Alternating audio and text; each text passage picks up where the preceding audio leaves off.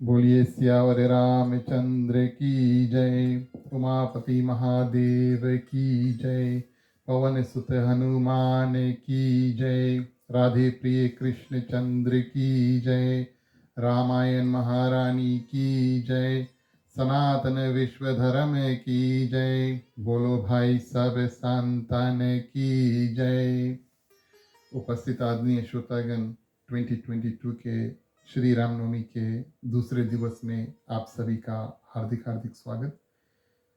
आप सभी को हृदय से धन्यवाद देते हैं जिन जिन लोग हमारे साथ कल पहले दिवस की कथा में जुड़े थे, जिन जिन लोगों ने हमें फीडबैक कमेंट्स इत्यादि दिया, आप सभी को हृदय से धन्यवाद। भगवान की कृपा आप सभी भक्तों के ऊपर रहे।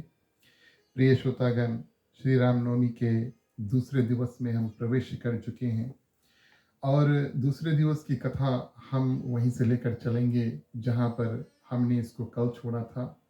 कल की कथा में यानी कि पहले दिवस की कथा में हमने बालकांड में गोस्वामी तुलसीदास की किस रूप से स्तुति इत्यादि करते हैं और रामचरितमानस के शुरुआत में प्रिय श्रोतागण गोस्वामी तुलसीदास जी किस रूप से संस्कृत में श्लोक लिखते हैं, मंगलाचरण करते हैं, उसके बाद में सिद्धि प्रार्थना करते हैं, जय सुमिरत सिद्ध होए गणनायक करिवर वदना।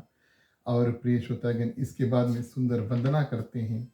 हर एक जो मुख्य अभिनेता या अभिनेत्री होते हैं रामचरितमानस के, गोस्वामी तुलसीदास की सभी की वंदना करते हैं।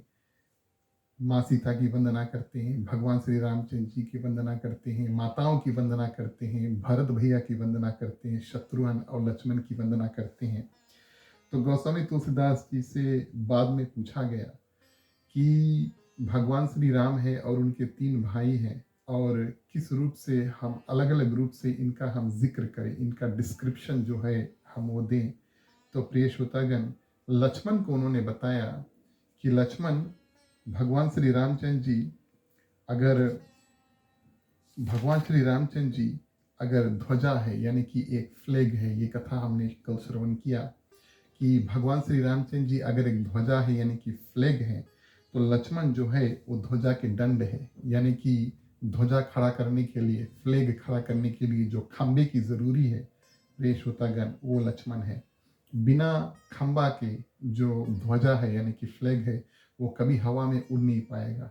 बिना खंबा के कभी भी प्रिय श्रोतागण जो ध्वजा है यानी कि फ्लैग है कभी लहरा नहीं पाएगा। इस कारण से लक्ष्मण हमेशा भगवान श्री रामचंद्र जी के साथ में रहते हैं। तो इनका जो डिस्क्रिप्शन है, इनका जो कंपैरिजन है प्रिय श्रोतागण, राम ध्वजा है और लक्ष्मण ध्वज दंड है, यानी कि एक ध्वजा है, एक फ्लैग है, दूसरा प्रिय श्रोतागण ध्वजा को खड़ा करने वाले, लहराने वाले जो डंडा है उसको कहा जाता है। और बारी आती है भरत की, तो गोस्वामी तुलसीदास जी कहते हैं कि जितना भी भरत की तारीफ हम करें उतना भी कम है। प्रिय श्रोतागण, उन्होंने अयोध्या की राजगद्दी को त्याग दिया और जितना तपस्या भगवान श्री रामचंद्र जी ने वन में किया उससे ज्यादा तपस्या भरत प्रिय श्रोतागण नंदीग्राम में रहकर अयोध्या में करते हैं। लक्ष्मण के बारे में गोस्वामी तुलसीदास जी आगे बताते हैं, अगर भगवान श्री रामचंद्र जी 1 अंक के हैं तो लक्ष्मण 6 अंक के हैं, तो भरत जो है, क्षमा करना, वो 6 अंक के हैं। यानी कि शक्ति में, सिद्धि, बुद्धि इत्यादि भले भगवान श्री रामचंद्र जी साक्षात नारायण अवतार हैं, लेकिन प्रिय श्रोतागण भरत की जो सहनशीलता है, उसकी जो कॉन्फिडेंस है, उसके जो जिस रूप से उनके जो गुण इत्यादि है, उनके जो सोच विचार है, तो गोस्वामी तुलसीदास जी भरत को, भगवान श्री रामचंद्र जी को 1 गुना और भरत को 6 गुना शक्ति में बताते हैं। और जब लक्ष्मण की बारी आई, गोस्वामी तुलसीदास जी से पूछा, आपने एक भाग में अगर भगवान श्री रामचंद्र जी को रखा और 6 भाग में प्रिय श्रोतागण 6 भाग में भरत जी को रखा, तो लक्ष्मण को कैसे रखे? बोले 0 है, यानी कि 0 है। तो लोग थोड़ा घबराए, बोले आपने इनको इतना शक्तिमान बताया, भरत को इतना शक्तिमान बताया, और आपने लक्ष्मण को 0 यानी कि 0 कह दिया। तो गोस्वामी तुलसीदास जी ने बड़ा सुंदर उत्तर दिया कि ये 0 इस रूप से है कि जिस किसी के बगल में पहुंच जाते हैं उनका जो शक्ति है प्रिय श्रोतागण और 10 गुना और आगे इत्यादि कर देते हैं। आप सभी जानते हैं किसी भी नंबर के बगल में प्रिय श्रोतागण 0 लगा दो तो उस नंबर जो है वो अपने आप बढ़ जाता है। तो इस रूप से गोस्वामी तुलसीदास जी इस प्रश्न का उत्तर देते हैं कि बड़ा है कौन है बड़ा, कौन है बड़ा। और कहते हैं कि भगवान श्री रामचंद्र जी है, भरत है, लेकिन जो लक्ष्मण है जिसके साथ में कर दे प्रिय श्रोतागण उसको और ज्यादा शक्तिमान जो है वो बना देते हैं। हनुमान जी की बारी आई, हनुमान जी की सुंदर वंदना प्रिय श्रोतागण गोस्वामी तुलसीदास जी करते हैं और कहते हैं कि हनुमान जी एक प्रधान आचार्य भी है, पूजा भी करते हैं, वो वक्ता भी हैं और वो श्रोता भी हैं। ये हनुमान जी की जो कथा जहाँ जहाँ पर प्रिय श्रोतागण रामचरितमानस में आती है, आचार्य हैं और वो एक वक्ता भी है और एक श्रोता भी है। वो कथा अपने आप करते भी हैं और वो कथा अपने आप सुनते हैं। जहाँ पर राम कथा हो, कलयुग में भी प्रिय श्रोतागण भगवान श्री रामचंद्र जी का कथा जहाँ पर हो, ऐसा माना जाता है कि गुप्त रूप से हनुमान जी आते हैं। कहा गया है कि जब तक प्रिय श्रोतागण पृथ्वी पर यानी कि कलयुग में जब तक राम नाम चलते रहेगा तब तक हनुमान जी यहाँ पर हमारे साथ रहेंगे और ये जो भगवान श्री रामचंद्र जी का नाम है उसको रोशन करेंगे। उनको सुनने के लिए प्रिय श्रोतागण और भगवान श्री रामचंद्र जी के जो भक्त पृथ्वी पर है उनको सहायता प्राप्त कराने के लिए हनुमान जी अभी भी हमारे साथ हैं।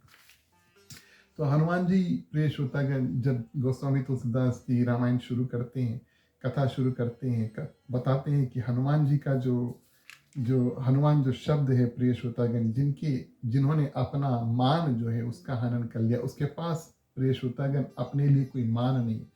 वो जो भी कुछ करते हैं, जैसे भी करते हैं, सब कुछ प्रिय श्रोतागण भगवान श्री रामचंद्र जी के प्रति करते हैं, राम काज को आगे बढ़ाने के लिए करते हैं और जो भी कार्य करते हैं भगवान श्री रामचंद्र जी के सोच विचार रखकर तब करते हैं, अपने लिए कुछ नहीं करते। ये बात प्रिय श्रोतागण बताते हैं। गोस्वामी तुलसीदास जी एक और सुंदर बात बताते हैं कि हनुमान जी एक ऐसे थे रामचरितमानस में प्रिय श्रोतागण, क्यों ये भगवान श्री रामचंद्र जी के इतने प्रिय थे, क्यों ये प्रिय श्रोतागण भगवान श्री रामचंद्र जी के इतने प्रिय थे। और कहा जाता है कि हनुमान जी के पास एक भी प्रकार की ईर्षा नहीं है। भक्ति भगवान श्री रामचंद्र जी को ज्यादा है हनुमान जी के पास। भगवान श्री रामचंद्र जी का भजन पाठ इत्यादि और प्रिय श्रोतागण नाम गुणगान ये हनुमान जी करते रहते हैं। जैसे हम और आप मिलते हैं राम राम करते हैं तो हनुमान जी जब बोलते हैं, जब सोचते हैं, सांस लेते हैं, हृदय में भी प्रिय श्रोतागण भगवान श्री राम विराजते हैं। तो ऐसे है हनुमान जी, लेकिन इतना सब कुछ है लेकिन उनके पास किसी प्रकार का ईर्षा नहीं है। ईर्षा प्रिय श्रोतागण साधारण रूप से अगर हम बताएं तो उसको जेलसी कहा गया है। हमेशा हनुमान जी भगवान श्री रामचंद्र जी के साथ में रहते हैं और वहाँ पर उनके साथ में जामवंत रहते हैं, लक्ष्मण जी रहते हैं और जो सुग्रीव जी है वो भी रहते हैं, विभीषण इत्यादि रहते हैं। प्रिय श्रोतागण भगवान श्री रामचंद्र जी सबसे सलाह मशूरा करते हैं कि क्या करना है, आप हमें राय बताइए। क्योंकि प्रिय श्रोतागण जामवंत जो है वो मंत्री थे, सुग्रीव जो है वो राजा थे और विभीषण को भगवान श्री रामचंद्र जी ने राजा का जो पद है उसको दे दिया था। पहले रावण के मरने से पहले उनको लंका के राजा का पद दे दिया। अब भगवान श्री रामचंद्र जी जो भी कुछ सलाह मशूरा करते हैं प्रिय श्रोतागण, पूछते हैं आगे कैसे करना है, राय इत्यादि लेते, ओपिनियन इत्यादि लेते हैं, इन सभी लोगों से लेते हैं। लेकिन हनुमान जी से अगर नहीं लेते उनको आज्ञा देते हैं। ये उनका नाता था। भगवान श्री रामचंद्र जी हनुमान जी को आज्ञा देते हैं और प्रिय श्रोतागण हनुमान जी बड़े सुंदर रूप से उस आज्ञा का पालन करते हैं। ऐसा नाता था हनुमान जी और भगवान श्री रामचंद्र जी के बीच में। लेकिन बात ये हम बताने की कोशिश कर रहे, ईर्षा की बात आई, हनुमान जी के हृदय में बिल्कुल भी ईर्षा नहीं है प्रिय श्रोतागण। कभी भी ऐसा हुआ नहीं कि हनुमान जी के हृदय में ख्याल आया कि अरे भगवान श्री रामचंद्र जी सबसे पूछ रहे हैं और राय ले रहे हैं, सलाह ले रहे हैं, सब कुछ कर रहे हैं, लेकिन हमसे कभी उन्होंने कुछ पूछा नहीं। इस बात का उनमें प्रिय श्रोतागण बिल्कुल भी जो ईर्षा है, बिल्कुल भी ईर्षा है उसके मन में आया नहीं। इस कारण से वो भगवान श्री रामचंद्र जी के अतिशय प्रिय है, हद से ज्यादा प्रिय है। कुछ कुछ कथा में हम सुनते हैं कभी कभी भगवान श्री रामचंद्र जी प्रिय श्रोतागण हनुमान जी को आदेश देते हैं, लक्ष्मण को जब शक्तिपान लगती है और हनुमान जी को आदेश देते हैं कि आप जाओ और जाकर जो पर्वत है वहाँ पर सजीवन बूटी है और सजीवन बूटी लेकर आओ। इस सजीवन बूटी से हनुमान जी का जो वैद सुषेण बताते हैं कि सजीवन बूटी से लक्ष्मण की जो मूर्छा है वो भाग जाएगी और वो वापस जीवित उठेंगे। उस जगह जब मानस में कथा आती है तो ये कथा आती है हनुमान जी जब पहाड़ लेकर प्रिय श्रोतागण उड़ते हैं, अयोध्या के ऊपर से जाते हैं। भरत प्रिय श्रोतागण जब उनको देखते हैं और एक पहाड़ लेकर आते हैं और सोचते हैं कि वो एक राक्षस है। और कभी कभी हम कथा में सुनते हैं कि उस समय प्रिय श्रोतागण कुछ कुछ बातें कभी कभी आती है कि हनुमान जी के हृदय में ये घमंड पैदा हो गया कि आज अगर हम नहीं रहता तब लक्ष्मण के प्राण नहीं बचते, हम ही हम है। और उस घमंड के कारण से प्रिय श्रोतागण और जो भरत है जो बाण मारते हैं। गोस्वामी तुलसीदास जी एक दिव्य कारण बताते हैं, एक दिव्य कारण बताते हैं किस कारण से और जो भरत है और हनुमान जी को बाण मारते हैं। हनुमान जी राम काज के लिए निकले हैं और राम काज प्रिय श्रोतागण, राम काज कीन्हे बिना मोहे कहाँ विश्राम। ये जब भी हनुमान जी राम काज करने के लिए निकलते हैं तो मन में यही ख्याल होता है कि जब तक ये कार्य खत्म ना हो जाए, पूर्ण ना हो जाए, कंप्लीट ना हो जाए, तब तक हम रेस्ट नहीं करेंगे। अब हनुमान जी बड़ा सा पहाड़ लेकर उड़ रहे हैं और प्रिय श्रोतागण भगवान श्री रामचंद्र जी के हृदय में ऐसी भावना हुई कि अब आ ही रहे हैं तो क्यों ना समाचार, न्यूज इत्यादि और हनुमान जी के माध्यम से भरत को भी पता लगे। लेकिन प्रिय श्रोतागण जितना भी मन में भावना है हनुमान जी का, क्योंकि जब जब हनुमान जी भगवान श्री रामचंद्र जी के साथ में बैठते हैं तो भगवान श्री रामचंद्र जी बताते हैं भरत ऐसा है, भरत वैसा है, लेकिन आज्ञा का पालन किया और राम काज कीने बिना मोहे कहाँ विश्राम। हनुमान जी अयोध्या के ऊपर से उड़ रहे हैं और सोच रहे हैं कि काश हम नीचे जाकर और भरत के दर्शन जो है वो कर पाते। लेकिन वो जानते हैं राम काज अभी का क्या है, ये सजीवन बूटी माने पूरा पहाड़ लेकर चले हैं, इसको हम लेकर जा करके और वापस लंका में दे वैद सुषेण उसको सजीवन बूटी बना करके और लक्ष्मण को फिर से जीवित करेगा। काश मेरे पास समय होता कि हम भरत संत के जो दर्शन है वो कर पाए। भगवान श्री रामचंद्र जी प्रिय श्रोतागण सबके मन की बात जानने वाले हैं और भरत के हृदय में ऐसा ख्याल धर देते हैं कि उसको बाण से मारो, एक ही रास्ता है। प्रिय श्रोतागण हनुमान जी वैसे तो अपने आप उतरेंगे नहीं क्योंकि वो राम काज करने के लिए निकले हैं। एक ही रास्ता है कि वो यहाँ पर अयोध्या में आए और आपका दर्शन करेंगे भरत। और उनकी भी मन की अभिलाषा है, हनुमान जी भी चाहते हैं कि हम भरत का दर्शन कर लें। भगवान श्री रामचंद्र जी भी ये चाहते हैं कि हनुमान जी भरत के भी दर्शन कर लें और उनको समाचार इत्यादि बता दे कि अभी तक क्या हुआ है, कैसे हो।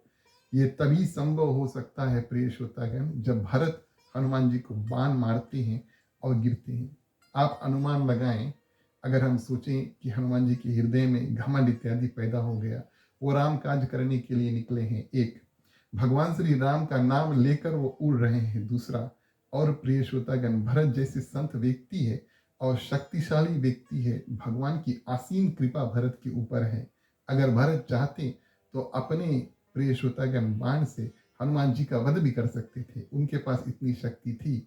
लेकिन ये सब भगवान की कृपा माध्यम हुआ कि हनुमान जी नीचे आए, उनको आना पड़ा क्योंकि भरत उसको खींच कर नीचे लेकर आ जाते हैं।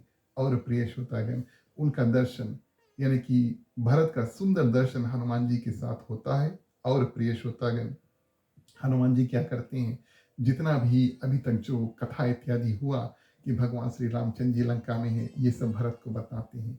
तो कहने का भाव ये है कि हरि अनंत हरि कथा अनंता, किस रूप से हम आपको कथा कहाँ से जोड़कर बताएं, लेकिन कहने का भाव ये है कि ईर्षा यानी कि घमंड प्रिय श्रोतागण, किसी भी बात का घमंड हनुमान जी के हृदय में है नहीं। इस कारण से वो भगवान श्री रामचंद्र जी को अतिशय प्रिय, हद से ज्यादा प्रिय है।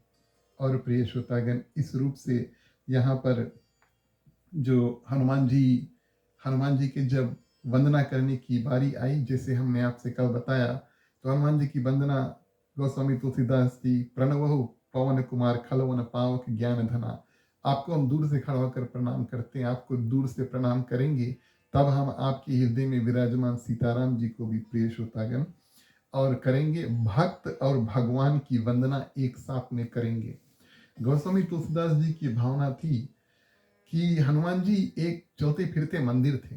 अब ये समझने में थोड़ा शायद कठिन हो, लेकिन हम बताने का प्रयास करेंगे। अब जहाँ कहीं पर भी भगवान श्री रामचंद्र जी माँ सीता का वास हो, हम जाकर अपने पूजा स्थान पर अगर बैठें, वहाँ पर भगवान श्री रामचंद्र जी और प्रेषोतगन माँ सीता का वास हो, उसको हम अपना घर मंदिर कहते हैं। और कभी कहीं और नगर में अगर विशाल मंदिर है, वहां पर जाएं, जब मूर्ति देखेंगे तो उसको भी हम मंदिर मानकर और वहां पर पूजन करेंगे। अब हनुमान जी को गोस्वामी तुलसीदास जी ने चलते फिरते मंदिर कहा है। चलते फिरते का अर्थ प्रियश्रोतागण, हनुमान जी तो सब जगह चलते हैं, वो तो कभी रुकते नहीं, हमेशा राम काज में लगे हुए हैं। लेकिन उनके हृदय में विराजमान सीताराम जी है, इस कारण से उनको चलते फिरते प्रियश्रोतागण और मंदिर कहा गया है। कोई भी वस्तु हो, अगर उनमें राम नाम ना हो या भगवान श्री रामचंद्र जी के बारे में वो सोचे नहीं, तो उसके लिए बेकार है। अंत में उत्तरकांड में प्रियश्रोतागण माँ सीता माला देती है हनुमान जी को। हनुमान जी उस एक एक माला को तोड़ते हैं और देखते हैं, और सुंदर हीरे इत्यादि तोड़ तोड़ कर देखते हैं कि उसमें क्या भगवान श्री रामचंद्र जी का नाम है कि नहीं। कोई और व्यक्ति होता तो मोती का माला प्रियश्रोतागण पा करके बड़ा खुशी होता, लेकिन हनुमान जी का नाता उनसे और भगवान श्री रामचंद्र जी के नाम प्रियश्रोतागण और भगवान श्री रामचंद्र जी से ही बना हुआ है। तो इस रूप में गोस्वामी तुलसीदास जी प्रियश्रोतागण हर सुंदर रूप से जितने भी खास व्यक्ति थे रामचरितमानस में, अभिनेता अभिनेत्री के रूप में, सभी का प्रियश्रोतागण वंदना इत्यादि किया। राक्षसों का भी वंदना किया कि इनके माध्यम प्रियश्रोतागण और भगवान श्री रामचंद्र जी पृथ्वी पर आए।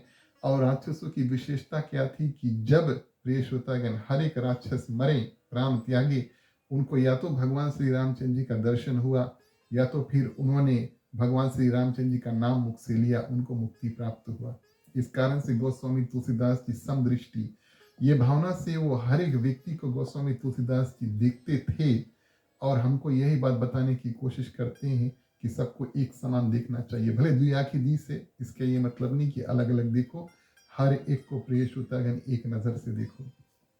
आगे गोस्वामी तुलसीदास जी प्रियश्रोतागण धीरे धीरे कथा आगे बढ़ाते हैं और बालकांड में वंदना इत्यादि स्तुति इत्यादि करके हरि नाम की महिमा, यानी कि भगवान श्री रामचंद्र जी के जो सुंदर नाम है उसकी महिमा जो है उसको बताते हैं। और कहते हैं प्रियश्रोतागण, जब हरि नाम की महिमा जो है गोस्वामी तुलसीदास जी जब वर्णन करते हैं, तो सर्वप्रथम भगवान के जो निर्गुण तथा सगुण रूप दोनों की वंदना करते हैं। निर्गुण और सगुण रूप अगर हम सरल से समझाएं तो एक प्रिय श्रोतागण, एक निर्गुण रूप जो है जिसको हम देख नहीं पाते, भगवान सभी जगह पर व्यापक है, सभी जगह पर विराजमान है, हर एक वस्तु में है, पत्थर, पानी, बादल, आकाश, हर एक जगह पर प्रिय श्रोतागण हर एक धातु में भगवान है। या तो फिर और सगुण रूप में, यानी कि जिस रूप में हम उनको देख सकते हैं, मूर्ति रूप में या चित्र रूप में इत्यादि, आप मन में कल्पना करें कि भगवान ऐसा होगा, भगवान वैसा होगा। तो भगवान के रूप है दो, एक फोम वाला रूप है, जो भी कोई आप अगर पत्थर को शिवलिंग मान ले तो उसके ऊपर बड़ा सुंदर रूप से दूध चढ़ाएं, वो भगवान श्री रामचंद्र जी का, भगवान शंकर का, क्षमा करना, आपने सुंदर पूजा इत्यादि कर लिया। और आप मन में सिर्फ और भगवान के जो रूप का ध्यान कर रहे हैं कि भगवान हम आपको अपना भेंट इत्यादि स्वरूप कर रहे हैं, आपका ध्यान इत्यादि करें, पूजा अर्चन इत्यादि करें। तो प्रिय श्रोतागण, दो अलग अलग रूप से भगवान का पूजन किया जाता है, एक निर्गुण और एक सगुण रूप में। यानी कि कोई रूप आपका है नहीं, और कोई भी एक रूप जो आप मूर्ति स्वरूप मान ले, लिंग स्वरूप मान ले, रुद्राक्ष स्वरूप मान ले, प्रिय श्रोतागण शालिग्राम पत्थर ही मान ले, या तो मूर्ति चित्र इत्यादि मान ले, ये भगवान का रूप में हम पूजन करें। और गोस्वामी तुलसीदास जी बताते हैं कि जिसको जैसा अच्छा लगे, अब ये हमारे लिए उन्होंने चॉइस दे दिया है, बोले जिसको जैसा अच्छा लगे प्रिय श्रोतागण, उसी रूप में भगवान का पूजन करो और कल्याण होगा। कलयुग में हरि नाम प्रिय श्रोतागण का जाप जो है उसका विशेष महत्व कहा गए हैं। और जैसे अब जो जो जो किसानी करते हैं खेत में, यानी कि घर पे या बड़े बड़े खेत में जो भी कुछ बोते हैं, वो लोग ये बात जानते हैं कि ऋतु यानी कि वेदा के अनुसार प्रिय श्रोतागण और खेती हम करते हैं तो फल की विशेष प्राप्ति होती है। जो वस्तु अगर गर्मी के समय प्रिय श्रोतागण हम बोते हैं और उसमें भरपूर फल और फूल गर्मी के समय प्राप्त होता है, वो वस्तु अगर हम ठंडी के समय बोए तो उतना ज़्यादा प्रिय श्रोतागण उसमें फल फूल पत्ती इत्यादि नहीं लगेंगे। तो यहाँ पर गोस्वामी तुलसीदास जी बताते हैं कि ऋतु के अनुसार खेती करने पर फल की विशेष प्राप्ति होती है। कलयुग के बारे में खास तौर से बताते हैं। कलयुग एक ऋतु यानी कि एक वेदा के ऊपर प्रिय श्रोतागण वो निर्धारित करते हैं, ये बात बताते हैं कि कभी ठंडी होगी तो हम ज़्यादा कपड़े इत्यादि पहनेंगे, ज़्यादातर घर के अंदर इत्यादि रहेंगे। कभी गर्मी होगी तो हम फैन इत्यादि चालू कर लेंगे। तो हम प्रिय श्रोतागण जैसे जैसे ऋतु यानी कि वेदा बदलता है वैसे वैसे हम अपने आप को बदलते हैं। और प्रिय श्रोतागण युग बदलता है, सतयुग आता है पहले, फिर उसके बाद में त्रेता युग, फिर उसके बाद में द्वापर, उसके बाद में कलयुग। सतयुग में ध्यान प्रिय श्रोतागण प्रधान माना गया है, यानी कि ध्यान से हम भगवान तक पहुंच सकते हैं। अगर भगवान तक पहुंचना है तब ध्यान इत्यादि। सतयुग जो है बड़ा युग था, लोग वहां पर काफी काफी लंबा जीते थे। 10,000 वर्ष तक प्रिय श्रोतागण लोग का जो जिंदगी था वो था सतयुग में, और उनके पास ज्यादा समय था ध्यान इत्यादि करने के लिए। ध्यान स्वाभाविक रूप में होता था और मन में प्रिय श्रोतागण वो भगवान को धारण करके उनका ध्यान करते हैं। और उस काल में मनुष्य ध्यान के माध्यम से प्रिय श्रोतागण और भगवान तक पहुंचते, यानी कि सतयुग जो था वो ध्यान का युग था। अब त्रेता में यज्ञ यानी कि पूजा पाठ हवन इत्यादि, त्रेता में यज्ञ को सुगम माना गया है, यानी कि हम आहुति इत्यादि छोड़े, भगवान का जो पूजन है अर्चन इत्यादि करें, फूल पाती इत्यादि चढ़ाएं, ये सब करें। और त्रेता युग में और द्वापर में प्रिय श्रोतागण खास तौर से पूजन अर्चना, फूल चढ़ाए, पत्ती चढ़ाए, दूध चढ़ाए, पानी चढ़ाए, ये सब कार्य हम करें।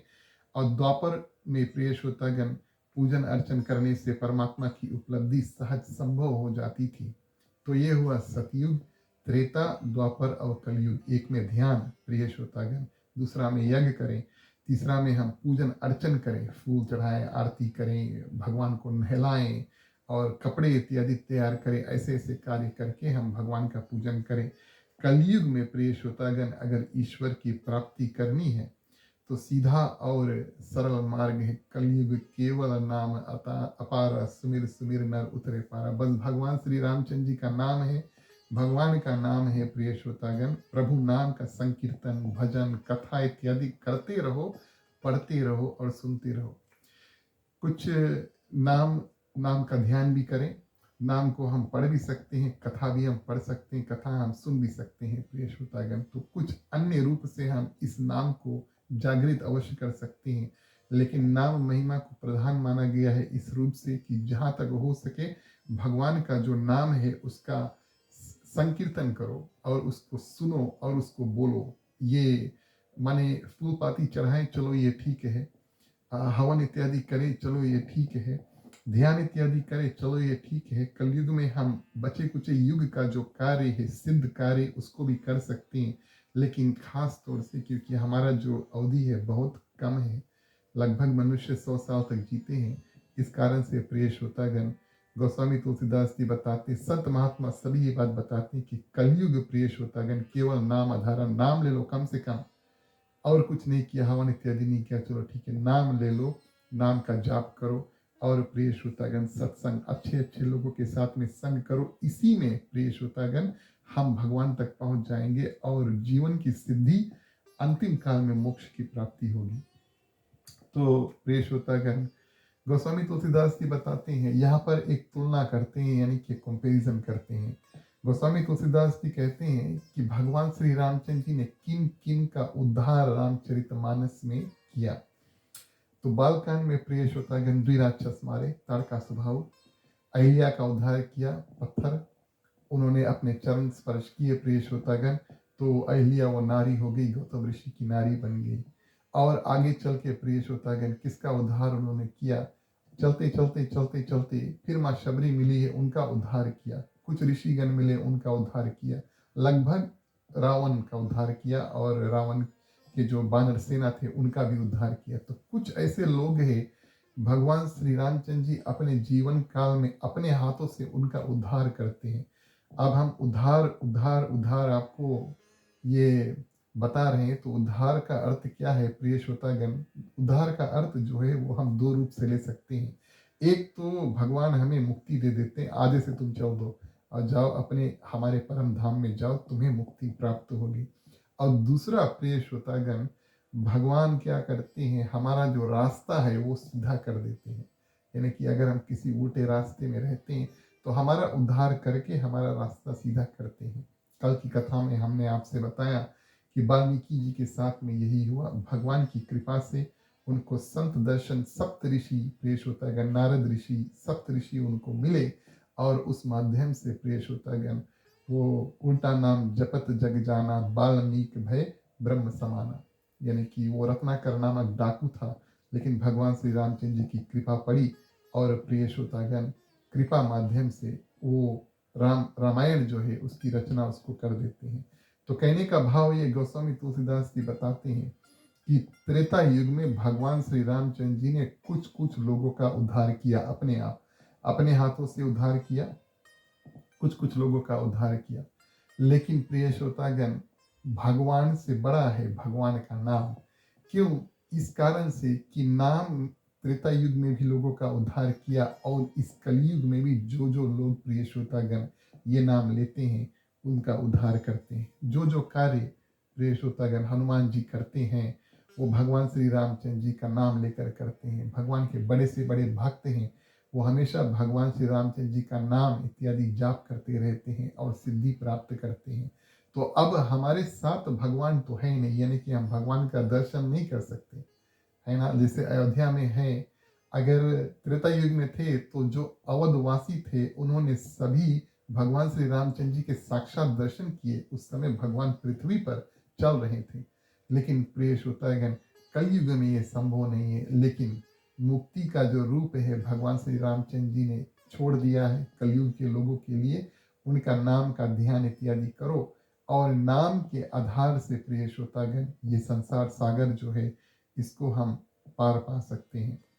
और ये भव सागर जो है साधक के लिए भगवान श्री रामचंद्र जी का जो सुंदर नाम है, एक ऐसा नाव है, एक ऐसा सेतु है जो इस पार से हमें उस पार प्रिय श्रोतागण करा सकते हैं। कहा गया है कि भगवान श्री रामचंद्र जी ने एक रावण का नाश किया था, पर उनके नाम ने तो कितने ही साधक, जो भी कोई व्यक्ति और भगवान के रास्ते पर निकलते हैं, ज्ञान भक्ति वैराग्य भगवान तक पहुंचने के लिए उस रास्ते पर शुरुआत करते हैं, उसको साधक कहते हैं।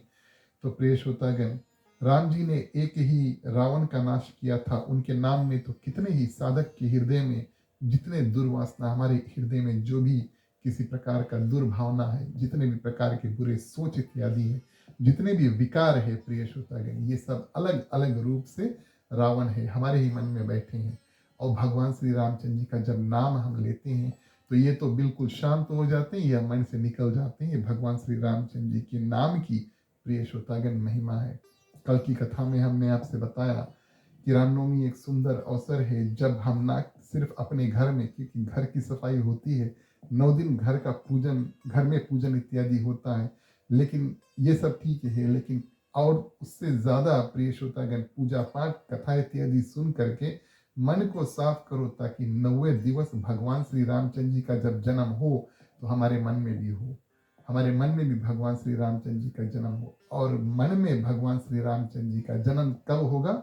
जब प्रिय श्रोतागण जो भी कोई बुरे वस्तु हमारे मन में है, किसी प्रकार का वासना है, किसी प्रकार के बुरे ख्याल इत्यादि हैं प्रिय श्रोतागण, किसी प्रकार के विकार हमारे जो मन में है, वो जब निकलेंगे तब अपने आप वो राम राज्य स्थापना होगा मन में, जहाँ पर भगवान श्री रामचंद्र जी हमारे मन के गद्दी पर आकर के बैठकर हमारा कल्याण करेंगे। और प्रिय श्रोतागण, मुक्ति की आवश्यकता नहीं है, अगर भगवान श्री रामचंद्र जी हमारे साथ हैं तो ग्रंथ माध्यम इत्यादि भगवान श्री कृष्ण गीता में बताते हैं कि जिसके ऊपर भगवान की कृपा हो जाती है, जो भगवान से जुड़ जाते हैं, जीवित है, उनको जीवन मुक्त कहा गया है। वो जीते जीते जीते जाते प्रिय श्रोतागण और चलते फिरते वो मुक्त हो गए। और प्रिय श्रोतागण, ये संभव है कलयुग में। कलयुग केवल नाम आधारा, सुमिर सुमिर नर उठते पारा। जितना हो सके भगवान श्री रामचंद्र जी का नाम इत्यादि जाप करो, भगवान का जो पूजन पाठ इत्यादि करो। गोस्वामी तुलसीदास की प्रिय श्रोतागण मन में यही बात और हमसे भी बताते हैं, हम सभी श्रोताओं से बताते हैं कि राम से अधिक राम के नाम जो है, भगवान श्री रामचंद्र जी के नाम जो है वो अधिक बताया है।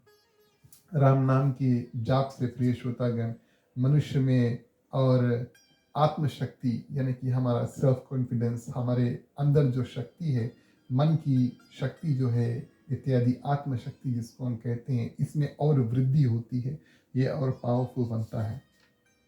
और इसके पश्चात प्रिय श्रोतागण भगवान शंकर का फिर से ध्यान करते हैं। और यहाँ पर भगवान शंकर का ध्यान करने का ये अर्थ है कि कुछ ऐसे विकार है, अगर हम भगवान श्री रामचंद्र जी को अपने हृदय में धारण कराना चाहते हैं तो काम वासना इत्यादि होना नहीं चाहिए। भगवान शंकर ने काम का वध किया था, यानी कि उसको भस्म कर दिया था प्रिय श्रोतागण। इस कारण से यहाँ पर भगवान श्री रामचंद्र जी की साथ साथ में और भोलेनाथ की भी वंदना करते हैं। ऐसा संत मानते हैं कि रामनवमी के शुभ दिन पर प्रिय श्रोतागण कई साल पहले कलयुग में गोस्वामी तुलसीदास जी ने रामचरितमानस का निर्माण किया, यानी कि उसने उसका शुरुआत किया। लेकिन अब रामनवमी के दिवस जो प्रिय श्रोतागण गोस्वामी तुलसीदास जी ने कलम उठाया और लिखा, लेकिन किस दिन उन्होंने कथा अंत किया, कितने साल बाद कथा अंत किया, ये नहीं लिखा। कहने का भाव ये है, भले ग्रंथ शुरू से अंत तक हमारे साथ है, लेकिन भावना ऐसी होनी चाहिए कि कथा हमेशा चलती रहे। संत महात्मा बताते हैं कि गोस्वामी तुलसीदास जी ने बताया कि हमने कब लिखा है, कथा शुरू किया है लेकिन अंत उसका नहीं लिखा है। यानी कि कथा प्रिय श्रोतागण उद्धार करते रहता है। जीवन हमारा होता है, मरण होता है, फिर जीवन होता है, फिर मरण होता है, और हमारा उद्धार प्रिय श्रोतागण कथा के माध्यम से होते रहता है। इस कथा का कभी अंत नहीं है। गोस्वामी तुलसीदास जी बताते हैं ठीक उसी प्रकार से जैसे भगवान की कृपा हमारे ऊपर, उसका कभी अंत नहीं है। तो इस रूप में गोस्वामी तुलसीदास जी लिखित रूप में रामनवमी के दिवस प्रिय श्रोतागण कलयुग के शुरुआत में गोस्वामी तुलसीदास जी क्या करते हैं, रामायण रामचरितमानस का निर्माण करते हैं। अब यहाँ पर प्रिय श्रोतागण रामचरितमानस थोड़ा मोड़ लेता है। अब किस रूप से मोड़ लेता है, तो इसका भूमिका जो है, इसका फाउंडेशन है, हमें पहले बनाना होगा। इस रामचरितमानस में ये एक बिल्कुल अलग ग्रंथ है। वैसे तो हम देखें तो राम कथा या रामायण की कथा कई लोगों ने लिखा है, कई लोगों ने गाया है और अनेक रूप से सुंदर रूप से इसको अलंकार किया। लेकिन गोस्वामी तुलसीदास जी एक ही ग्रंथ में प्रिय श्रोतागण, उसमें अलग अलग वक्ता और अलग अलग श्रोता है। लिखना और कथा कहना गोस्वामी तुलसीदास जी बालकांड के शुरू में अपने आप करते हैं। लिखना और पढ़ना, कहने का भाव ये प्रिय श्रोतागण, गोस्वामी तुलसीदास जी कुछ लोग कहते हैं उसको कई साल लग गए ग्रंथ लिखने में। अब ये बात भी जाहिर है क्योंकि ग्रंथ ये साधारण ग्रंथ है नहीं और ये काफ़ी मोटा ताज़ा है, इसमें बहुत ज़्यादा ज्ञान है, तो बहुत सोच सोच के लिखा होगा, उसको कई साल लग गए लिखने में, ये बात ठीक है। लेकिन उनका एक और नियम था प्रिय श्रोतागण कि वो दिन में जो कथा लिखें वो शाम को वो गा करके और उसको कथा करके जो भी वहाँ पर सुनने के लिए आए उसको सुनाते। और ये कथा प्रिय श्रोतागण ऐसा होना भी चाहिए कि अगर हम इसका निर्माण भी करते हैं, यानी कि लिखते हैं, अपने मन में सोचते हैं, जहाँ तक हो सके उस कथा को बांटो। और जब हम कथा को बांटते हैं प्रिय श्रोतागण, और हमारा भी पुण्य जो है वो बढ़ता है और हमारा जो ज्ञान है वो बढ़ता है, और प्रिय श्रोतागण दूसरों का भी कल्याण होता है, और इसी रूप से कथा जो है वो चलती है। तो गोस्वामी तुलसीदास जी का ये नियम था कि जितना भी कथा वो दिन भर में लिखे और मन में सोचे और शाम को गा करके जो भी कोई आए उसको सुनाए। रामायण के अंत के वक्ता बदलते हैं, इसलिए तो गोस्वामी तुलसीदास जी पहले वक्ता हुए, और पहले वक्ता हुए जो कथा कहते हैं और लिखते हैं। रामायण के अंत में प्रिय श्रोतागण जो वक्ता और श्रोता है बड़े दिव्य है, ये दुई चिड़िया है, काकभूषण जी और गरुड़ जी। काकभूषण जी गरुड़ जी को कथा सुनाते हैं और वहाँ पर प्रिय श्रोतागण वो बोल करके कथा सुनाते हैं और गरुड़ जी क्या करते हैं, बोल करके कथा श्रवण करते हैं। वो दूसरे वक्ता और श्रोता का जो कॉम्बिनेशन है वो हुआ। तो और बीच में प्रिय श्रोतागण भगवान शंकर माँ पार्वती से कथा बताते हैं। तो इधर गोस्वामी तुलसीदास जी कथा शुरू करते हैं, अंत में काकभूषण जी गरुड़ जी कथा बताते हैं, बीच में प्रिय श्रोतागण और भगवान शंकर माँ पार्वती को कथा बताते हैं। लेकिन यहाँ पर बालकांड में गोस्वामी तुलसीदास जी अब कथा अपने लिख रहे हैं, लेकिन कथा बखान किसके मुख से करेंगे? ये याज्ञवल्क्य जी और भरद्वाज जी के मुख से करेंगे। तो गोस्वामी तुलसीदास जी यहाँ पर खास प्रिय श्रोतागण याज्ञवल्क्य जी और भरद्वाज जी को बुलाते हैं। राम कथा में, रामायण कथा में उनका प्रवेश होता है। और अब कथा इन दोनों संत जो है प्रयागराज, गंगा जमुना सरस्वती जो नदी है जहाँ पर मिलते हैं इलाहाबाद में प्रिय श्रोतागण, गंगा तट पर, और वहाँ पर बैठ करके ये दो संत जो होते हैं और संगम जिस जगह पर है, ये दिव्य स्थान प्रयागराज में प्रिय श्रोतागण भरद्वाज मुनि का आश्रम है। अब किस रूप से हम इसको कहें कि आश्रम है, ये कथा भी भरद्वाज मुनि और प्रिय श्रोतागण याज्ञवल्क्य जी प्रश्न करते हैं। क्या प्रश्न करते हैं हम आपको बताएंगे। याज्ञवल्क्य जी प्रश्न करते हैं, भरद्वाज जी प्रश्न उत्तर में प्रिय श्रोतागण राम कथा जो है उसको बताते हैं। ये प्रयागराज में प्रिय श्रोतागण शुरू तो हुआ, लेकिन गोस्वामी तुलसीदास जी ने लिखा नहीं कि ये कथा अंत कब हुआ। संतों का अभी भी ऐसा मानना है प्रिय श्रोतागण की आज भी भरद्वाज मुनि वहीं पर बैठ करके याज्ञवल्क्य जी को कथा बता रहे हैं। अब यूं कहें तो हमारे आंखों में इतनी शक्ति नहीं है कि हम उस दिव्य दर्शन को कर सके जो दो ऋषि वहां पर गंगा तट पर बैठ करके कथा इत्यादि को करते हैं। लेकिन कहने का भाव ये कि ये दो लोग भी जब बैठकर कथा शुरू करते हैं, यानी कि याज्ञवल्क्य जी कथा वक्ता के रूप में भरद्वाज जी और प्रिय श्रोतागण सुनते हैं कथा, तो इस कथा का शुरुआत भी लिख दिया, लेकिन इस कथा का अंत प्रिय श्रोतागण ने लिखा वही कि ये कथा हमेशा चलती रहे और जितने भी भक्त आगे पीढ़ी में चलती रहे उन सबका कल्याण इत्यादि प्रिय श्रोतागण होती रहे। तो इस रूप में एक ऐसा समय और एक ऐसा जगह है प्रयागराज जहाँ पर हमेशा पूजा पाठ इत्यादि अगर भगवान की कृपा पे हुई हो और आपको जाने का अवसर इत्यादि प्राप्त हुआ तो आप देखेंगे वो एक ऐसा जगह है जहाँ पर पूजा पाठ हमेशा चलते रहता है। और प्रतिवर्ष प्रिय श्रोतागण लोग स्नान इत्यादि के लिए आते हैं और वहाँ पर माघ स्नान हेतु प्रयागराज में एकत्रित होते हैं 1 महीने के लिए। और समग्र भारतवर्ष से संत वहाँ आते हैं और पूरे महीने भर प्रिय श्रोतागण ब्रह्मचर्चा कथा इत्यादि होते हैं और फिर विदाई इत्यादि वहाँ पर होता है। तो ये जिसको हम जो जिस संत दर्शन इत्यादि होते हैं वहाँ पर मिलन इत्यादि होता है, सभी का प्रिय श्रोतागण सुंदर मिलन होता है। और ये इसको कुंभ रूप में हम मानते हैं। तो कुंभ लगभग 12-13 साल में एक बार आता है और 1 महीना का समय होता है। और अर्ध कुंभ यानी कि हाफ कुंभ जो है वो लगभग हर एक 6 साल में आता है।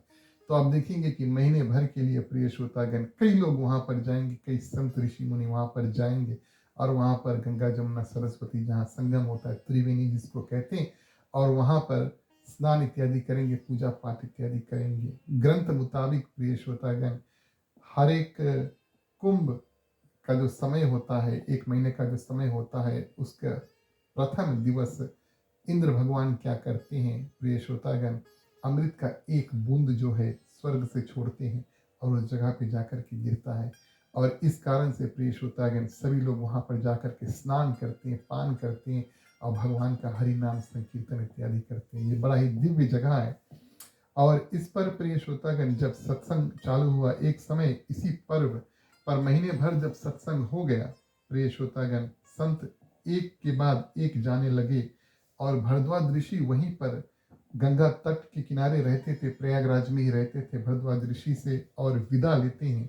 किंतु जब एक संत आए, अब संत जब वहाँ पर प्रयागराज में आते हैं पूजा इत्यादि करने के लिए, तो भारत के हर एक कोने से आते हैं प्रिय श्रोतागण। एक संत जब विदा लेने लगे तो भरद्वाज मुनि क्या करते हैं, उनके पांव जो है वो पकड़ लेते हैं और कहते हैं कृपा करके आप यहाँ से जाना नहीं। और ये संत याज्ञवल्क्य जी होते हैं। कुछ कुछ लोग प्रिय श्रोतागण इतना पूजा पाठ करने लगते हैं कि उनका अंदर जो मन इत्यादि है उसमें परिवर्तन तो होता है, मन भी चमकने लगता है। और प्रिय श्रोतागण, मन भी प्रकाशित होता है लेकिन तन भी प्रकाशित हो जाता है। यानी कि तन से एक ऊर्जा, एक शक्ति, एक लाइट भी निकलने लगता है। और याज्ञवल्क्य जी के साथ में ऐसा ही हुआ।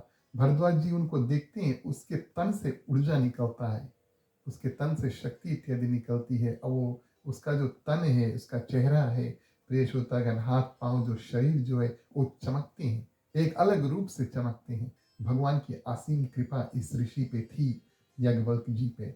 भरद्वाज जी जब देखते हैं, उसको रोक लेते हैं चरण पकड़कर और अपने आश्रम में टिका लेते हैं और कहते हैं कि मैं कई सालों से, भरद्वाज मुनि प्रश्न करते हैं, कई सालों से मैं यहाँ पर प्रयागराज में रहकर स्नान करता हूँ और अनेक कुंभ जो पर्व हैं हमने देखे हैं, कई सत्संग हमने किया है, लेकिन हमारे मन में एक संशय है। और प्रिय श्रोतागण, मुझे आपसे एक प्रश्न पूछना है। प्रश्न पूछने हुए मुझे संकोच और भय भी हो रहा है, यदि नहीं पूछूं तो मेरा कार्य नहीं होगा। और प्रिय श्रोतागण, ये भी बात है कि अगर गुरु से कोई बात हम छुपाएं तो ये भी जो विवेक है, विधि है, ये उसके विपरीत होगा। कहने का भाव ये है प्रिय श्रोतागण, अब यहाँ पर भरद्वाज मुनि दो रूप से बात सोचते हैं। एक बोले हम प्रश्न करें या ना करें। संत महात्मा बताते हैं, अगर मन में कोई संशय हो, धर्म के प्रति अगर कभी कोई संशय हो प्रिय श्रोतागण, उसको हृदय में रखना नहीं चाहिए। उससे किसी ज्ञानी व्यक्ति, किसी गुरुजन, किसी आचार्य से, किसी ब्राह्मण से जिसके पास ज्ञान है, आप जा करके और वो प्रश्न उसके सामने रखो। जो भी कोई संशय है, दुविधा है, डाउट है धर्म के प्रति प्रिय श्रोतागण, कभी अपने मन में रखना नहीं। संशय एक ऐसा वस्तु है प्रिय श्रोतागण, जो अगर आप उसको छोड़ देंगे, वो एक बीज स्वरूप मन में रुक जाएगा, पेड़ जमने लगेगा। और कभी कभी इतना बड़ा पेड़ जम जाएगा, आप उस संशय को मन में से कभी भी उखाड़ कर और फेंक नहीं पाओगे। इस कारण से संत महात्मा बताते हैं, एक संशय भी मन में आए, एक डाउट भी मन में आए, आप उसका तुरंत निवारण कर लो। आप जाओ किसी संत, किसी ज्ञानी के पास, आप उससे प्रश्न करके और उस जो संशय था उसको वहीं पर शांत कर दो। तो यहाँ पर भरद्वाज मुनि दिखलाते हैं, बोले मेरे पास एक संशय है और मैं पूछना चाहता हूँ, और आप मेरे सामने मेरे गुरु के रूप में हैं, इस कारण से ये मेरा कर्तव्य बनता है कि आपसे पूछूं। याज्ञवल्क्य जी प्रिय श्रोतागण एक महान संत थे, और भरद्वाज जी प्रिय श्रोतागण सम्मुख अपना संदेह जो है वो व्यक्त करते हैं। और तुलसीदास जी के ग्रंथ रामचरितमानस का प्रारंभ जो है वो संशय से होगा, और संशय समाधान प्रिय श्रोतागण जो ग्रंथ है वो पूर्ण होता है। संशय का अर्थ है कि मन में, अब देखिए भरद्वाज जी की मन की बात हम आपको बताएं, उसके मन में भगवान श्री रामचंद्र जी के ऊपर पूरा भरोसा है। ऐसा हम कह नहीं सकते कि उनके मन में भगवान के ऊपर प्रिय श्रोतागण भरोसा नहीं है। माँ पार्वती की ओर देखिए, उनके हृदय में भी संशय था। उन्होंने भगवान शंकर से राम कथा को पूछे और रघुपति कथा प्रसंगा, लेकिन प्रिय श्रोतागण संशय जो है वो समाधान से ही और ग्रंथ अंत होता है। संशय जब बाहर निकलेगा तब उसका जो उत्तर प्राप्त होगा, तब प्रिय श्रोतागण राम कथा का निर्माण यानी कि शुरू होगा और राम कथा अंत होगा। संत के प्रश्न प्रिय श्रोतागण पूरे राम कथा को शुरू करते हैं, सचारते हैं। जैसे हम एक पेड़ है, उसमें पौधा में पानी छोड़ते हैं, वो पेड़ बड़ा होता है और उसी रूप से प्रिय श्रोतागण फल इत्यादि प्राप्त करने लगता है। तो भरद्वाज जी के विनती जो है वो सुनकर याज्ञवल्क्य जी मुस्कुराते हैं और कहते हैं कि आपको जो पूछना है वो पूछो। देखिए ज्ञान की बात हम आपसे बताएं, अगर मन में कोई संशय है उसको पूछो, और सही व्यक्ति से पूछो। इस बात का भी ध्यान होना चाहिए कि उस व्यक्ति में उतनी क्षमता, उतना ज्ञान प्रिय श्रोतागण होना चाहिए, और उतना भावना, उतना शक्ति होना चाहिए कि सही रूप से आपके जो संशय उसका निवारण कर सके। तो मुस्कुराते इस कारण से भगवान की कृपा से जो भी कोई प्रश्न हमारे पास आएगा, और याज्ञवल्क्य जी जानते हैं कि भगवान की कृपा से इनके प्रश्न का हम सुंदर रूप से उत्तर करके इनका उद्धार कर पाएंगे। भरद्वाज मुनि पूछते हैं कि सभी जगह पर और राम नाम की महिमा जो है वो प्रभाव है, वो सभी जगह पर फैला हुआ है। संत गाते हैं राम नाम, पुराण उपनिषद में राम नाम की महिमा इत्यादि गाते हैं। भगवान शिव प्रिय श्रोतागण अविनाशी होने पर भी हमेशा भगवान राम का नाम जपते हैं। और मेरा यह प्रश्न है कि जिसकी इतनी अधिक महिमा है, ये राम है कौन, ये प्रश्न करते हैं। राम सभी जगह पर है प्रिय श्रोतागण, विश्वास है भगवान में, और सब कोई भगवान श्री रामचंद्र जी के नाम का गुणगान करते हैं। लेकिन इनका प्रश्न ये था, भरद्वाज जी का प्रश्न ये था कि भगवान श्री राम है कौन। श्रीमद् भागवत गीता में प्रिय श्रोतागण 3 मूल्य प्रश्न का उत्तर मिलता है। 3 मूल्य प्रश्न, वैसे तो 18 अध्याय है और ज्ञान बहुत ज्यादा है, लेकिन उसमें 3 मूल्य प्रश्न, 3 इंपोर्टेंट क्वेश्चंस का उत्तर हमें मिलता है। और शायद पहली बार हम पढ़े, उत्तर नहीं मिला, दूसरी बार हम पढ़े, उत्तर नहीं मिला, धीरे धीरे पढ़ते पढ़ते या सुनते सुनते इन 3 प्रश्न का उत्तर जो पा जाते हैं, आप समझ लेना कि जो भी कोई उत्तर पा लेते हैं, ये श्रीमद् भागवत गीता का जो रहस्य है वो समझ जाते हैं। सर्वप्रथम प्रश्न ये कि मैं कौन हूँ। मैं यानी कि हम और आप जैसे मनुष्य, मैं कौन हूँ। दूसरा प्रिय श्रोतागण प्रश्न, भगवान कौन है। मैं कौन हूँ, भगवान कौन है। तीसरा प्रश्न, मेरा और भगवान का नाता क्या है। ये 3 प्रश्न, मैं कौन हूँ, भगवान कौन है, मेरा और भगवान का नाता क्या है, ये मूल्य प्रिय श्रोतागण श्रीमद् भागवत गीता में है। यहाँ पर भरद्वाज मुनि प्रश्न करते हैं कि भगवान श्री रामचंद्र जी है कौन। तो भगवान श्री रामचंद्र जी है कौन, इसका उत्तर देते देते प्रिय श्रोतागण अब नाता और भूमिका जो है फाउंडेशन लगाते हैं। तो उसका उत्तर देते देते साधक अपना जगह जो है वो भी समझ जाएगा। जो भगवान का मित्र है, भगवान के हृदय में रहते हैं, जो भगवान के भक्त हैं, वो भगवान के चरणों में रहते हैं। ये सब अलग अलग नाते प्रिय श्रोतागण हमारा और भगवान से जुड़ता है। आप भगवान को भाई भी मान सकते हैं, आप भगवान को भगवान मानकर और अपने आप को भक्त दास भी मान सकते हैं। आप अपने आप को भगवान का पिता भी मान सकते हैं। कुछ कुछ संत ऐसा पूजन करते हैं कि भगवान हमारे जीजा जी हैं। मिथिला में जाइयो प्रिय श्रोतागण, जिसको हम जनकपुरी के नाम से जानते हैं, कुछ कुछ लोग आज भी वहाँ पर नाता बनाते हैं कि भगवान श्री रामचंद्र जी तो हमारे दमाद स्वरूप हैं, और इस रूप में उनका पूजन करते हैं, ना कि हम उनके भक्त हैं, उनके दास हैं। तो कहने का भाव यहाँ पर प्रिय श्रोतागण, प्रश्न भरद्वाज मुनि करते हैं कि वो राम है कौन। एक राम को मैं भी जानता हूँ, ये भरद्वाज मुनि बताते हैं। अब ये प्रश्न जो है, किसी भी व्यक्ति से प्रश्न प्रिय श्रोतागण उनके ज्ञान की परीक्षा लेने के लिए नहीं की जाती है। ये सही भावना से अगर हम प्रश्न करें तो हमारे पास जितना ज्ञान है उसको आगे धर दे। भरद्वाज मुनि यही करते, सिर्फ प्रश्न नहीं करते कि ये राम है कौन, आगे बताते हैं कि एक राम को हम भी जानते हैं। वो अवध नरेश राजा दशरथ का पुत्र था, जिनका विवाह माँ सीता के साथ में हुआ था। उनको राजगद्दी मिल ही रही थी, लेकिन बन जाना पड़ा। भरद्वाज मुनि कहते हैं, वन में रावण सीता का हरण कर लिया और राम ने रावण का विनाश किया और सीता माँ को लेकर वापस पुनः अयोध्या में आए। इस राम कथा को मैं भी जानता हूँ, पर मेरा प्रश्न ये है कि जिस राम नाम का शिव जी जाप करते हैं, हमेशा जाप करते हैं, और वेद तथा पुराण जिसकी महिमा गाते हैं, वो राम और राजा दशरथ पुत्र राम क्या एक ही है या भिन्न भिन्न है, यानी कि अलग अलग है। तो भगवान राम की कथा तो बता देते हैं, जितना वो जानते थे वो बता देते हैं। लेकिन प्रश्न ये है कि क्या ये वही राम है जो भगवान विष्णु के साक्षात अवतार है। क्या ये वही राम है जिसको हमेशा भगवान शंकर अपने मन में जाप करते रहते हैं, या ये दोनों अलग अलग है प्रिय श्रोतागण। और प्रश्न पूछे, एक तो हम जब प्रश्न करते हैं तो हम अपने मुख से प्रश्न करते हैं, और मूल्य बात क्या है कि किस भावना के साथ में हम प्रश्न करते हैं। जिज्ञासा भावना से, या दूसरों को नीचा दिखाने के लिए कि हम आपसे ज्यादा जानते हैं या कम जानते हैं इत्यादि। प्रिय श्रोतागण, सुंदर प्रश्न वही होता है जो जिज्ञासा भाव से पूछा जाए, यानी कि सही जानने की इच्छा। प्रभु हमारे पास थोड़ा ज्ञान है और हम थोड़ा और ज्ञान बढ़ाना चाहते हैं अपने हृदय में, आपके शरण हम आए हैं। ये जिज्ञासा भाव से प्रश्न प्रिय श्रोतागण उत्तम प्रश्न माना गया है।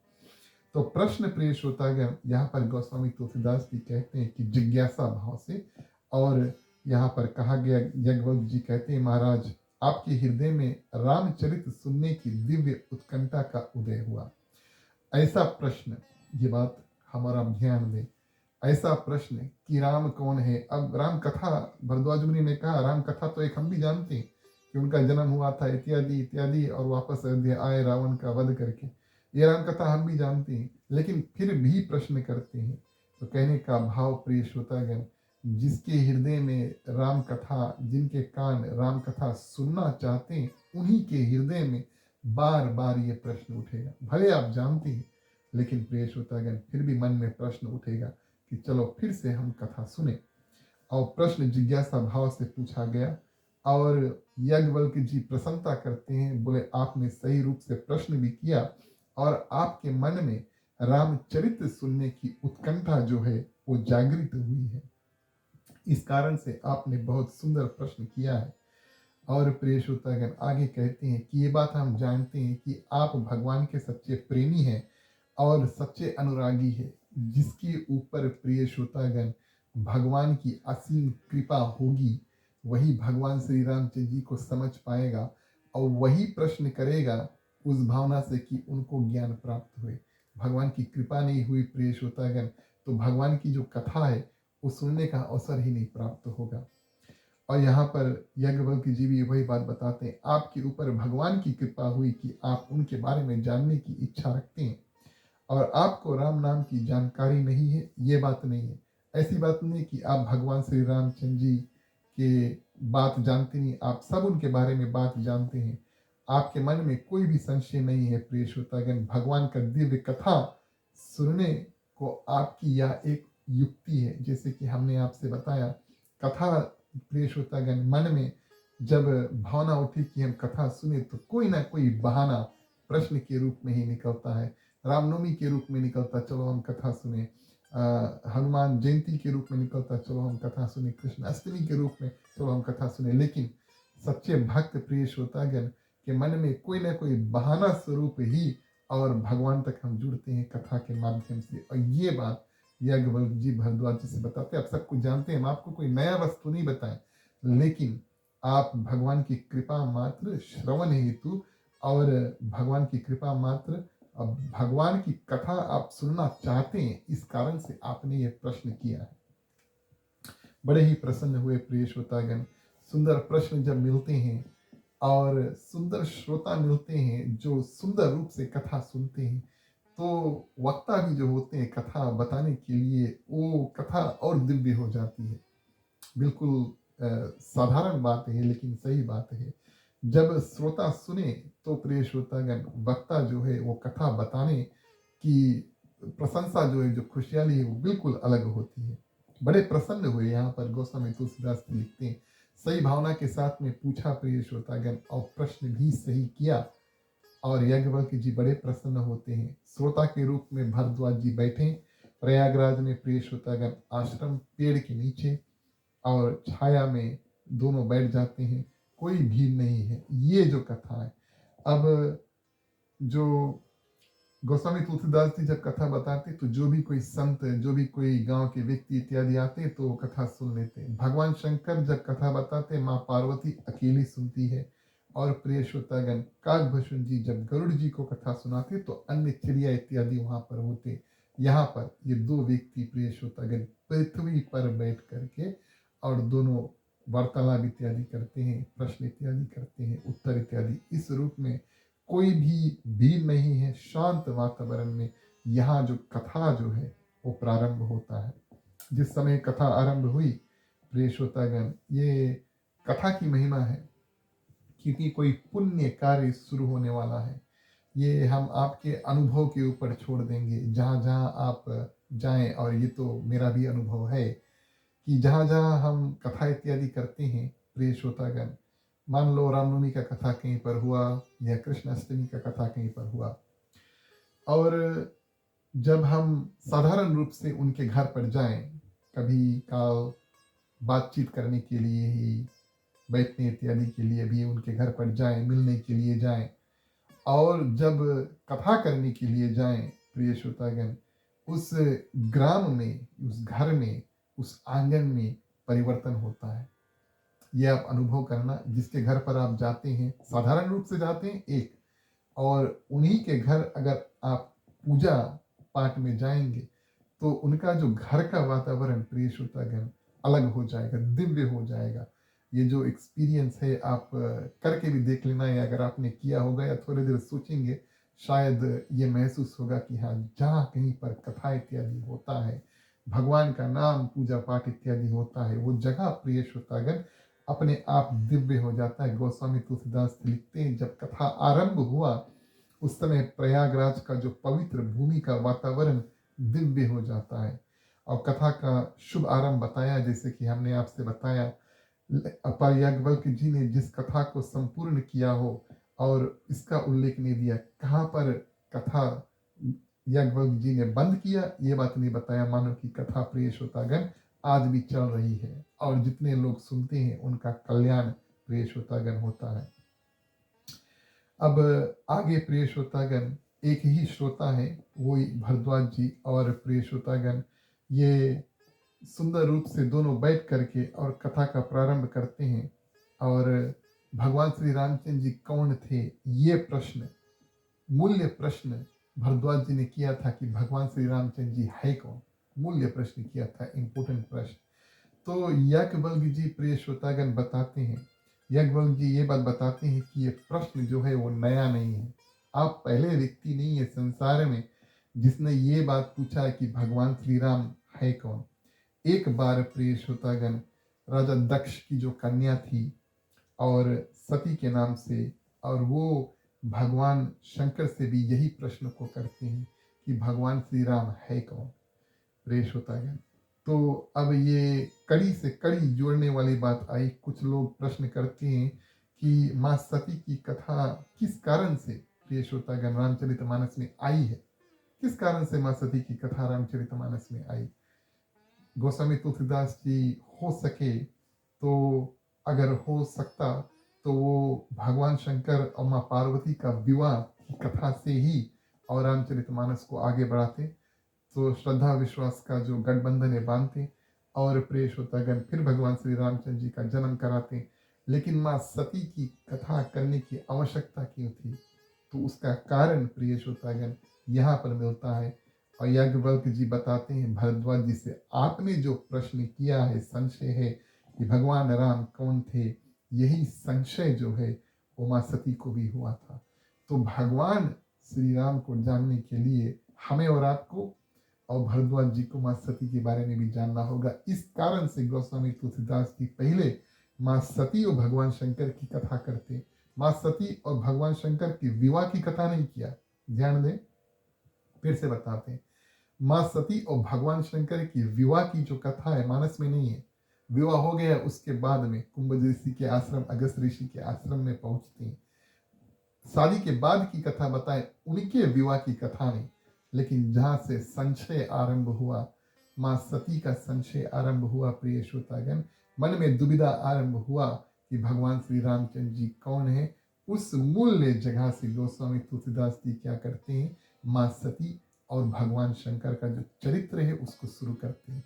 और यहाँ पर याज्ञवल्क्य जी बताते हैं, सुंदर रूप से बताते हैं, बोले कि यही संशय माँ सती को हुआ था जो आपने संशय लिया।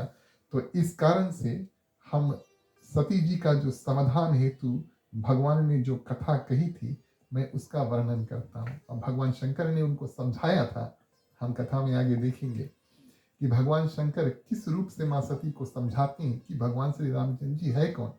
और प्रिय श्रोतागण याज्ञवल्क्य जी बताते हैं, मैं फिर से जो बात भगवान शंकर माँ सती को बताते, आपने प्रश्न किया भगवान कौन है, भगवान श्री राम कौन है, इस प्रश्न का उत्तर भगवान शंकर ने माँ सती को एक नहीं बार बार दिया, उनको समझाया। तो याज्ञवल्क्य जी बताते हैं, देखिए ये एक सिद्ध पुरुष की महानता है, एक सिद्ध पुरुष की महानता है।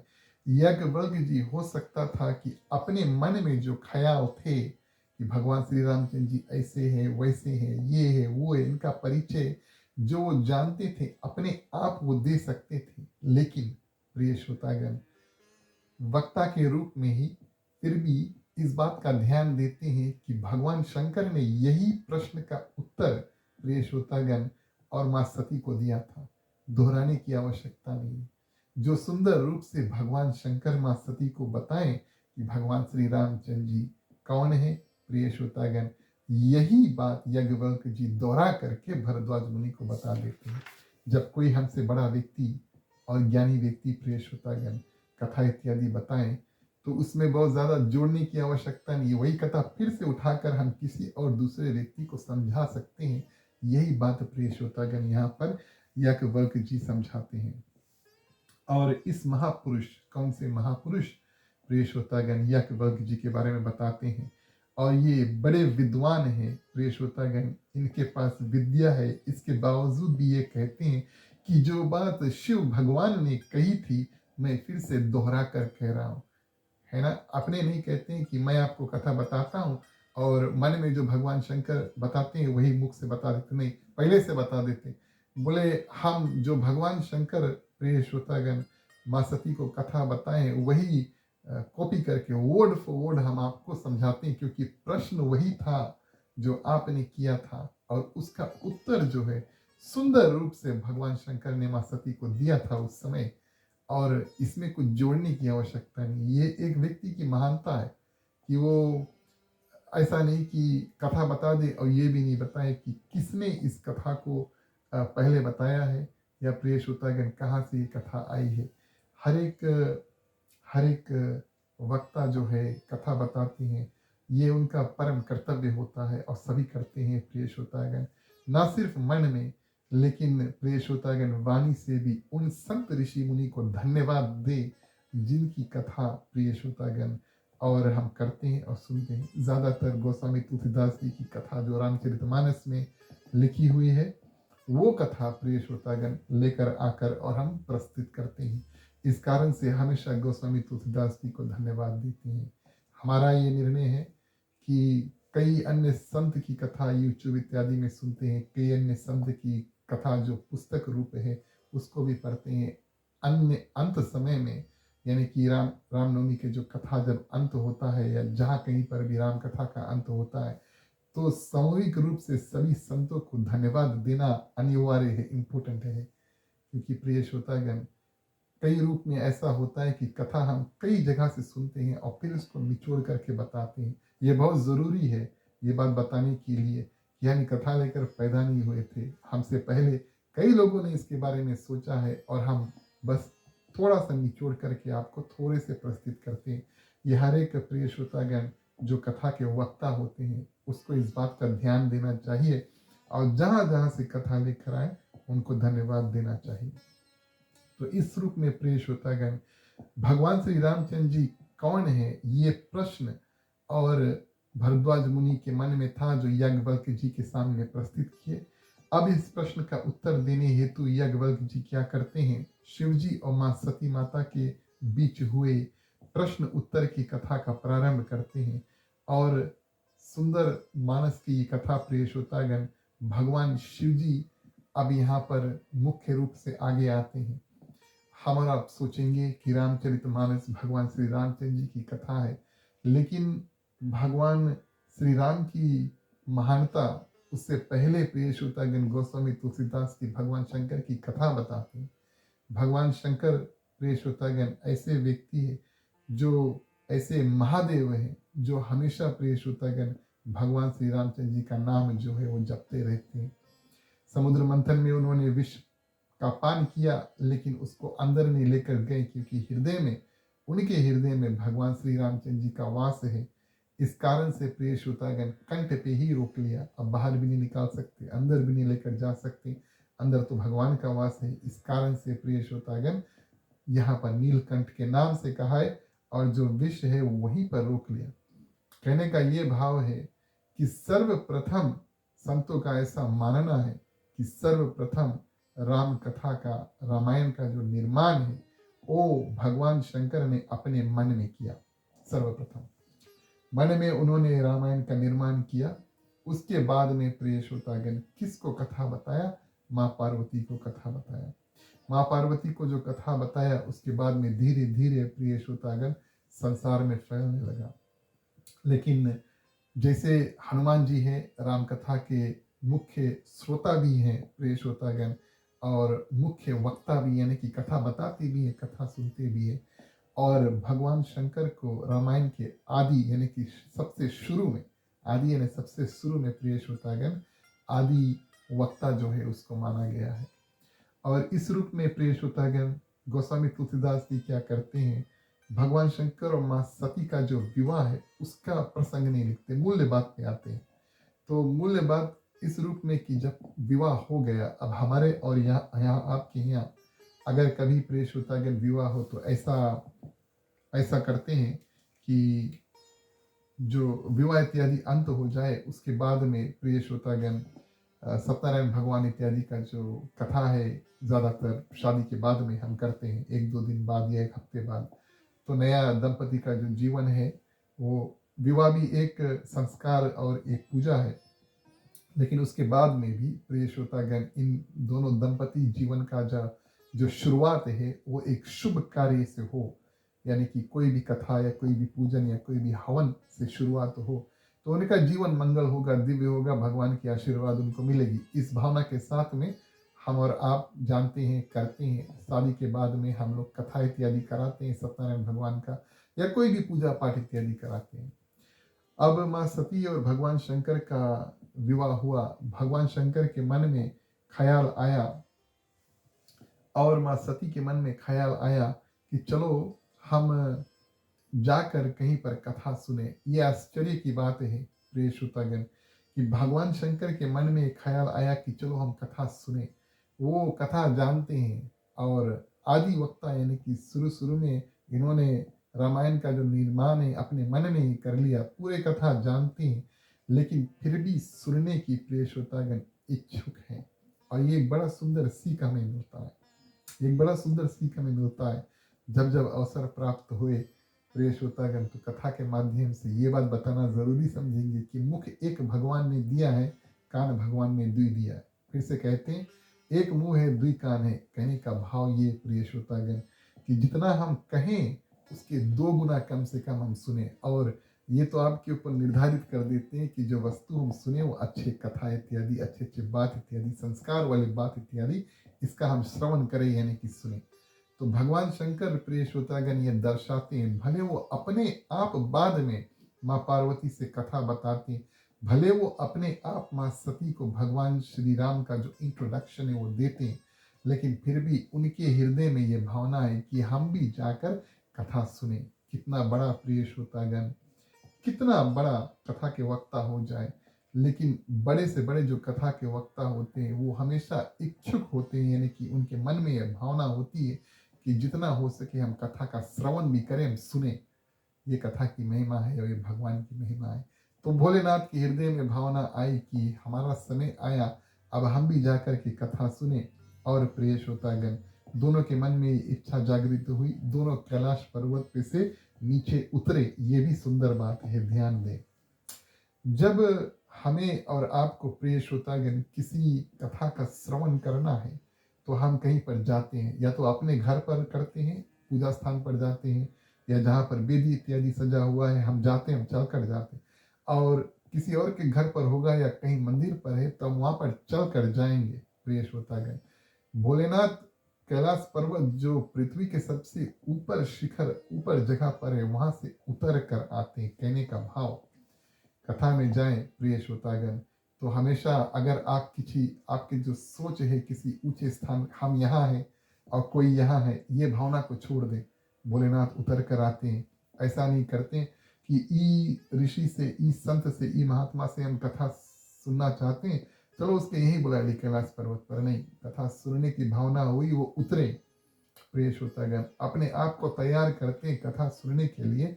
कथा के जो वक्ता होते हैं उनका स्थान यहाँ पर होता है, कथा के जो श्रोता होते हैं उनका स्थान नीचे होता है, क्योंकि उनको ज्ञान प्राप्ति की आवश्यकता है। तो प्रिय श्रोतागण भगवान शंकर दर्शाते हैं, वो उतरते हैं और जिस ऋषि से, अगस्त ऋषि से कथा सुनना है उसको ऊपर नहीं बुलाते। ध्यान दे इस बात का, जिस ऋषि से कथा सुनना चाहते हैं उसको अपने घर पर नहीं बुलाते, ऊपर नहीं बुलाते। कैलाश पर्वत ऊपर है, लेकिन खुद प्रिय श्रोतागण उस ऋषि के आश्रम में जाते हैं। और प्रिय श्रोतागण दोनों, माँ सती और भगवान शंकर ऋषि अगस्त के आश्रम में जाते हैं और सुंदर रूप से प्रिय श्रोतागण ऋषि ने दोनों का सम्मान इत्यादि किया। कोई कुछ भी कहे, माँ सती के बारे में प्रिय श्रोतागण। लेकिन माँ सती जो है वो जगत जननी है और प्रिय श्रोतागण पूजनीय है। अब आज की कथा का हम यही विराम करते हैं और कल की कथा हम यहीं से शुरू करेंगे फिर से। लेकिन कभी कभी लोग कहते हैं माँ सती ऐसी थी, माँ सती वैसी थी। माँ सती जगत जननी है और माँ सती प्रिय श्रोतागण आज तक पूजनीय है। किस कारण से? कि भले उन्होंने भोलेनाथ से झूठ कहा था और ये कथा प्रसंग हम आपसे कल करेंगे। कई भूल माँ सती ने, मिस्टेक इत्यादि, पाप ने, भूल दोनों में अंतर है, कल समझाएंगे। लेकिन कई भूल माँ सती ने प्रिय श्रोतागण किया। लेकिन जब उन्होंने अपने प्राण को त्यागे, प्रायश्चित रूप में यह प्रार्थना भी किया कि अगले बार तपस्या इत्यादि करके हम फिर से भगवान शंकर की अर्धांगिनी बने। और प्रिय श्रोतागण वही सती बाद में चल के पुनर्जन्म में और माँ पार्वती के रूप में होती है, जो 5 साल की उम्र में जा करके और तपस्या करती है और तपस्या के माध्यम से भोलेनाथ को प्रसन्न करके अपना पति स्वरूप मानते हैं। तो ये प्रिय श्रोतागण इस कारण से माँ सती आज भी पूजनीय है। इसी कारण से कि जब उन्होंने अपने प्राण को त्यागे थे, उन्होंने ये कल्पना की थी कि अगर मेरा प्रेम मेरे पति में पूर्ण रूप से है तो मैं फिर से उसे भक्ति रूप में और पूजा पाठ करके फिर से उनको अपने पति रूप में मानूंगी। लेकिन ये कथा, जैसे कि हमने आपसे कहा, कल इसको आगे बढ़ाएंगे 2-3 दिन अवश्य प्रिय श्रोतागण। भोलेनाथ, माँ सती, माँ पार्वती के साथ में कथा के माध्यम से हम और आप जुड़े। और ये बड़ा सुंदर बात है प्रिय श्रोतागण, क्योंकि राम जन्म जहाँ पर होता है प्रिय श्रोतागण, उससे पहले भगवान शंकर और माँ पार्वती का कथा कम से कम थोड़ा या ज्यादा श्रवण करना बड़ा सुंदर है। जब माँ पार्वती और भोलेनाथ की जब विवाह होता है, गठबंधन है। कल की कथा में हमने आपसे बताया कि भोलेनाथ और माँ पार्वती श्रद्धा और विश्वास के प्रतीक है। ये दो वस्तु यूं समझ लो कि राम कथा के फाउंडेशन है। श्रद्धा भी है, विश्वास भी है, दोनों को बांध दो। अब शादी का बंधन है, इससे बड़ा कोई बंधन नहीं है जो दो व्यक्ति को प्रिय श्रोतागण बांधते हैं। तो श्रद्धा और विश्वास को दोनों बांध करके तब गोस्वामी तुलसीदास जी भगवान श्री रामचंद्र जी के जन्म के कारण जो उसको करते हैं और उसके बाद में प्रिय श्रोतागण भगवान श्री रामचंद्र जी का जन्म होता है। तो राम कथा के माध्यम से, रामनवमी की कथा के माध्यम से 2-3 दिन अवश्य हम भोलेनाथ की कथा में व्यस्त रहेंगे, 1-1 घंटे की कथा में। और उसके बाद में प्रिय श्रोतागण कुछ दिन अवश्य 2-3 दिन हम भगवान श्री रामचंद्र जी के जन्म कारण की भी कथा करेंगे। तब अंतिम दिवस में प्रिय श्रोतागण भगवान श्री रामचंद्र जी का जन्म जो है उसकी कथा करेंगे। आज आप सभी ने, जो जो लोग हमारे साथ जुड़े, जहाँ जहाँ से आप जुड़े, प्रिय श्रोतागण आप सभी को हम हृदय से धन्यवाद देते हैं। आप सभी के ऊपर भगवान श्री रामचंद्र जी के अन्य देवी देवताओं की असीम कृपा रहे, ये मेरी प्रार्थना रहेगी, हमारी परिवार की ओर से प्रार्थना रहेगी, हमारे मंडली आदर्श सत्संग रामायण मंडली के सभी सदस्य की ओर से आप सभी को हृदय से हम धन्यवाद देते हैं। और ये दूसरे दिन की कथा संपूर्ण हुई। प्रिय श्रोतागण कल फिर 7:30 बजे न्यूजीलैंड टाइम, 7:30 बजे शाम को हमारा और आपका मुलाकात इसी यूट्यूब या तो फिर फेसबुक चैनल पे, आदर्श सत्संग रामायण मंडली के दोनों चैनल पे आपको ये कथा फिर से प्रस्तुत मिलेंगी। और हम कल तीसरे दिवस की कथा, जो भगवान शंकर किस रूप से जा करके माँ सती के साथ में अगस्त ऋषि के आश्रम में कथा श्रवण करते हैं, ये कथा को हम आगे बढ़ाएंगे। आप सभी ने कथा सुना, भगवान की असीम कृपा आप सभी के ऊपर रहे। प्रिय श्रोतागण प्रार्थना के साथ में आज की जो कथा हम संपूर्ण करते हैं। स्वस्ति प्रजभ्य परिपालयन्ता न्यायेन मार्गे मही महिषा गौब्राह्मणभ्यो शुभमस्तु नित्यं लोका समस्ता सुखिनो भवन्तु सर्वे भवन्तु सुखिना सर्वे सन्तु निरामया सर्वे भद्राणि पश्यन्तु मा कष्ट दुख भाग्वते आपुत्र पौत्रणां सन्तु पौत्रीणां सन्तु पौत्रीणां निर्धनां साधनां सन्तु जीवन्तु शार्दं सतं मम जीवन्तु शार्दं सतं मम जीवन्तु शार्दं सतं मम ॐ शान्तिः